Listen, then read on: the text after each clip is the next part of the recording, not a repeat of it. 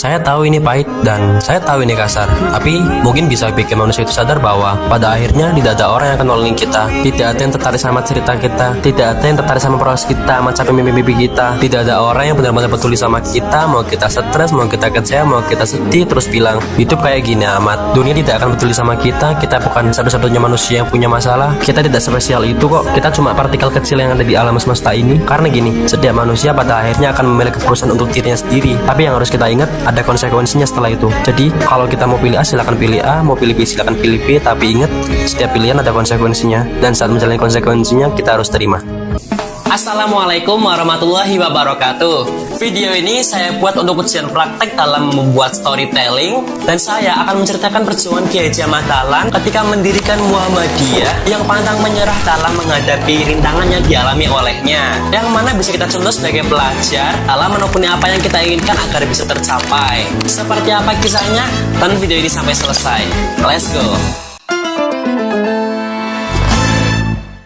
Pada tahun 1868 di Desa Kauman, Yogyakarta, lahirlah seorang bayi laki-laki bernama Muhammad Darwis yang kelak mengganti namanya menjadi Kiai Haji Ahmad Dahlan. Ayahnya bernama Kiai Haji Abu Bakar dan masih keturunan Maulana Malik Ibrahim atau Sunan Gresik. Pada saat itu, Kauman kampung Islam terbesar di Yogyakarta dengan masjid besar pusatnya. Tapi karena masih kentalnya pengaruh ajaran dari Syekh Siti Jenar, jadinya syariat Islam yang dijalankan oleh warga malah mengarah ke kesesatan, syirik dan bid'ah. Hal itu juga tidak lepas dari kurangnya pendidikan dan masih banyaknya orang miskin pada masa penjajahan Belanda. Seiring bertambahnya usia, Darwis remaja yang udah belajar Al-Quran dan Hadis mulai merasa kalau kegiatan tersebut adalah salah. Tapi justru Darwis malah dianggap membangkang sama ayahnya dikarenakan membedakan diri dari yang lain. Pada usia 15 tahun, Darwis memutuskan untuk pergi haji sekaligus belajar Islam di Mekah. Singkat cerita, setelah menimba ilmu selama 5 tahun, Darwis pulang ke Yogyakarta dan mengganti namanya menjadi Ahmad Dahlan. Tapi dia langsung mendapat tekanan dari seorang kiai yang bernama Lurah Nur dikarenakan membawa majalah Al-Manar yang berisi tentang pembaruan Islam agar sesuai dengan perkembangan zaman. Tidak lama kemudian, Ahmad Dahlan menikah dengan Siti Walidah, sepupunya sendiri sekaligus adik dari Kiai Lurah. Pada tahun 1896, Kiai Haji Abu Bakar wafat, dan sebelum kematiannya, Kiai Haji Abu Bakar berpesan kepada Ahmad Dahlan untuk meneruskan amanah keluarga, yaitu menyebarkan ajaran Islam dan mengurus Langgar Kidul. Selain itu, Ahmad Dahlan juga dijadikan sebagai khotib di Masjid Besar Keraton Yogyakarta. Tibalah pada hari pertama kalinya Ahmad Dahlan khutbah. Pada saat itu pun Ahmad Dahlan langsung membuat gebrakan dengan mengajak pelaksanaan syariat Islam yang sesuai Al-Quran dan Hadis, serta meninggalkan tradisi kecawen yang selama ini sudah melekat, tapi malah mendapat respon tidak baik dari jamaah yang tidak suka dengan perubahan, termasuk Sultan Hamengkubuwono, Kiai Penghulu Hamalatuningrat, dan Kiai Lurah. Lalu kita diperlihatkan masyarakat yang ikut mengaji di Langgar Kidul semakin berkurang, apalagi mendengarkan Ahmad Dahlan menyenandungkan sholawat dengan biola. Lalu ketika seseorang anak menanyakan apa itu agama, Ahmad Dahlan memainkan biolanya untuk menghasilkan nada-nada yang indah dan mengatakan bahwa agama juga seperti musik, indah, tentram, damai, dan cerah. Tapi kalau tidak dipelajari dengan benar, hasilnya akan menjadi buruk dan membuat resah lingkungan. Agama itu apa, Ki?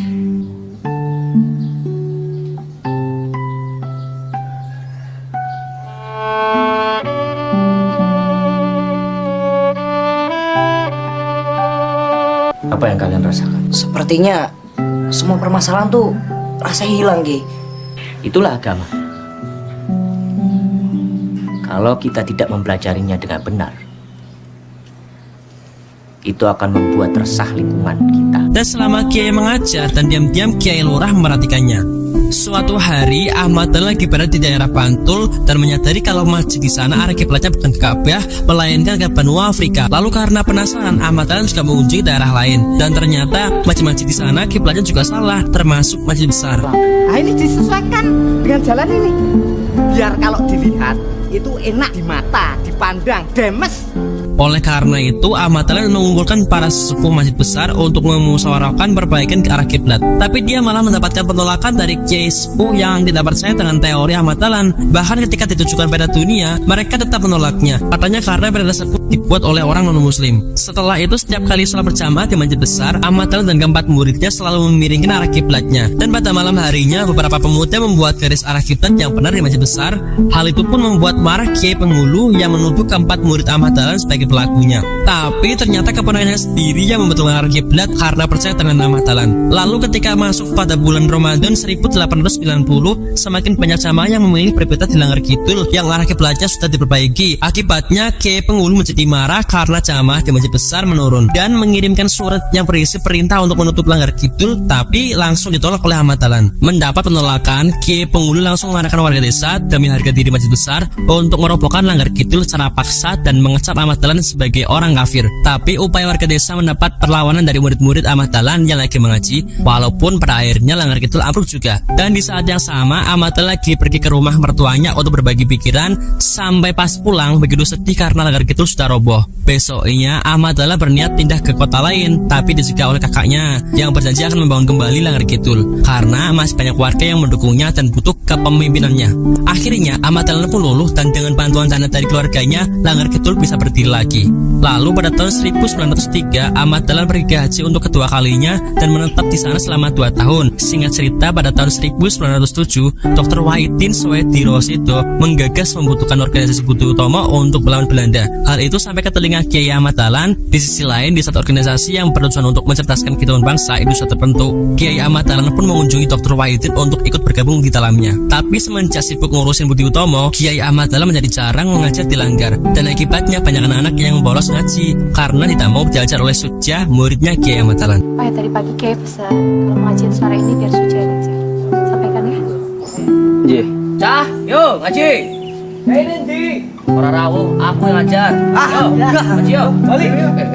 Seiring waktu, kesibukan Kiai Ahmad Dahlan menjadi pengajar agama Islam di sekolah elit yang berisi anak-anak dari kerabat keraton dan pejabat-pejabat Belanda. Padahal sebelumnya tidak ada mata pelajaran agama Islam, tapi karena gaya mengajar Kiai yang santai, anak-anak muridnya jadi patah senang sama Kiai. Namun sayangnya, sepatah sang Kiai Ahmad Dahlan mendapat penolakan dari keluarganya dan oleh warga Kauman, dia kembali dicap sebagai Kiai kafir. Lama-kelamaan Kiai pun menjadi bimbang dengan pilihannya ini, tapi untungnya dia memiliki seorang istri solehah yang dapat selalu menguatkannya. Setelah mendapat pencerahan, Kiai Ahmad Dahlan memutuskan untuk membuat madrasah di rumahnya dengan dibantu oleh murid-muridnya. Tapi karena di zaman itu penggunaan pangkutan meja masih identik dengan sekolah non-muslim, murid-muridnya pun mengerjakannya dengan ngedumel, mengira hal itu akan menjadikan mereka menjadi kafir. Dan untuk mengisi madrasah itu, Kiai Ahmad Dahlan dan murid-muridnya mencari anak-anak di desa Kauman dan sekitarnya yang tidak bersekolah. Tapi lagi-lagi tindakannya diajak oleh para sepuh masjid besar. Untungnya Kiai Ahmad Dahlan tidak ambil pusing dan terus yakin dengan niatnya untuk mengajar anak-anak yang tidak mampu sambil tetap belajar di sekolah elit. Seiring waktu berjalan, banyak warga mendukungnya dan banyak dari mereka yang berkonsultasi kepada Kiai Ahmad Dahlan karena kekurangan uang untuk mengadakan selamatan, dan oleh Kiai dianjurkan untuk meniadakan tradisi selamatan tersebut. Dan kita diperlihatkan Kiai Ahmad Dahlan datang ke madrasah dan menegur Ahmad Dahlan sebagai Kiai kafir karena menggunakan peralatan mengajar buatan orang non-muslim. Tapi dijawab dengan santai oleh Kiai Ahmad Dahlan dengan mengatakan kalau kereta yang diaturbang Kiai Ahmad Dahlan ke Jakarta bukannya buatan orang non-muslim juga,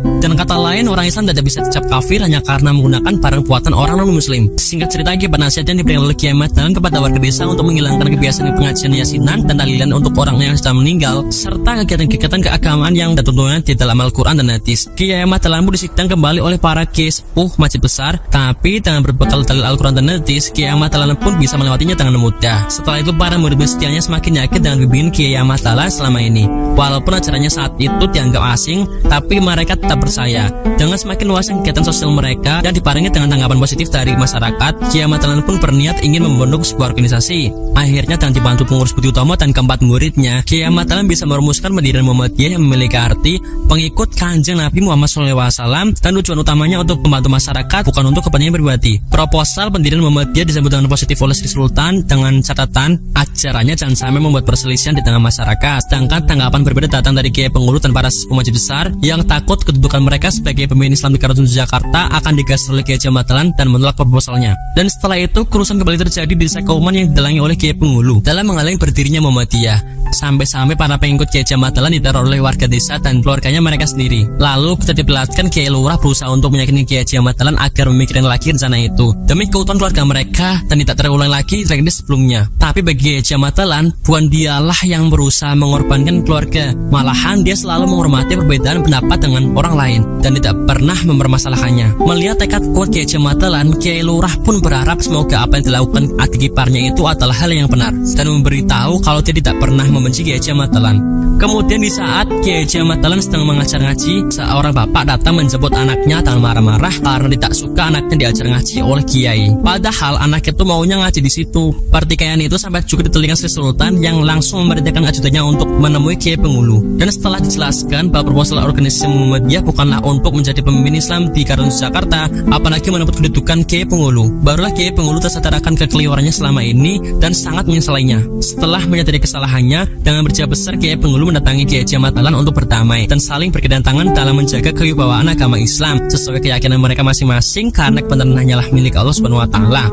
Dan akhirnya pada tanggal 12 November 1912, organisasi Muhammadiyah resmi berdiri di Kauman Jakarta untuk melaksanakan cita-cita pembaruan Islam di bumi Nusantara melalui pelaksanaan syariat Islam yang sesuai tuntunan Al-Quran dan Hadis. Kiai Haji Ahmad Dahlan wafat di Jakarta 23 Februari 1923 pada umur 54 tahun, dan berkat jasa-jasanya selama hidupnya, pemerintahan Republik Indonesia mengangkat Kiai Haji Ahmad Dahlan sebagai pahlawan nasional pada tahun 1961, dan hingga kini semangat pembangunan yang beliau tanamkan di dalam organisasi Muhammadiyah masih jelas manfaatnya bagi masyarakat Indonesia. Kita memang berbeda, tapi bukan untuk mencela.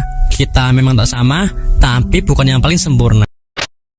Dari kisah tersebut, saya mulai sadar 2023 ini saya sebaiknya nggak muluk-muluk. Saya cuma pengen menang dari hal-hal kecil, nggak begadang kalau nggak perlu, bangun pagi sholat subuh, langsung gerak pas lagi males-malesnya, nggak nunda-nunda, cuci piring langsung kalau habis makan, nggak nunggu-nunggu dulu, selalu sikat gigi sebelum tidur, nggak scroll sosmed pas pagi. Karena saya percaya dengan saya menang dari hal-hal kecil, disiplin, hal-hal besar pasti bisa saya taklukin. Kalau kata Pak Hairudin dulu pas podcast bareng, dia berkata, sama memut aja kalah, apalagi sama kerasnya kehidupan. Kayaknya saya selama ini kejauhan deh. Pengen dapat hal besar tapi hal kecil aja belum beres. Ajar aja hal besar, susah saya dapetin. Bangunan aja ada pondasinya dulu. Tangga aja nih dari bawah ke atas. Anak bayi merangkak dulu baru lari. Lah, kok saya pengen buru-buru jadi? Nikmati aja dulu prosesnya, masalah hasil belakangan aja. Saya mau Firman Adli, pamit dulu. Wassalamualaikum warahmatullahi wabarakatuh.